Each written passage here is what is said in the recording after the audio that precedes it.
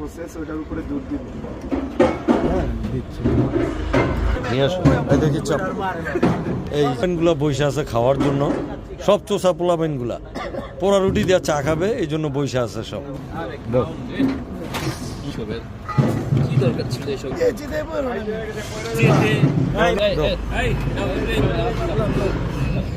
নাও এক পিস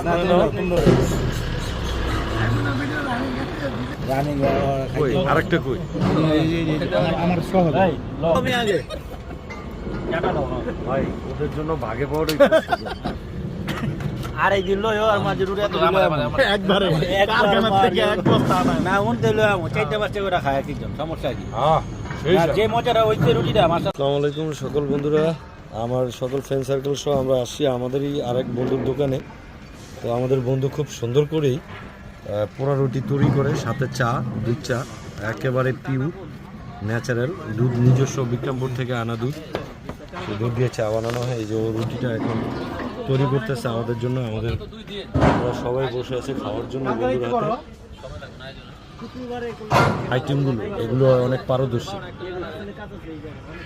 হ্যাঁ বন্ধু, কি বলো? মোটামুটি বন্ধু, এই তোমাদের না আমরা তো জানি মোটামুটি না, তুমি এটাই অনেক এক্সপার্ট, এটা তুমি বলো আর না বলো সেটা আমরা জানি।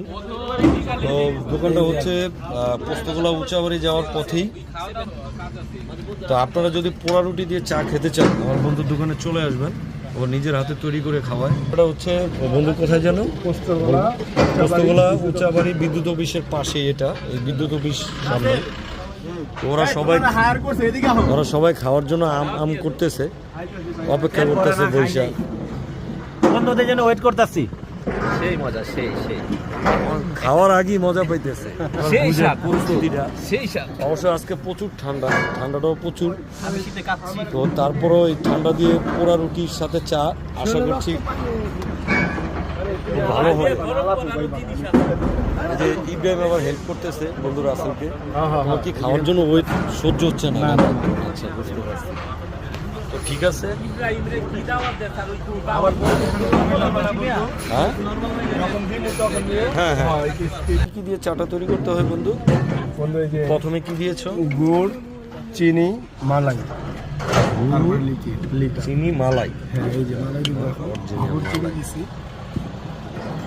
এটা দুধের সাথে এই শর্টটাকে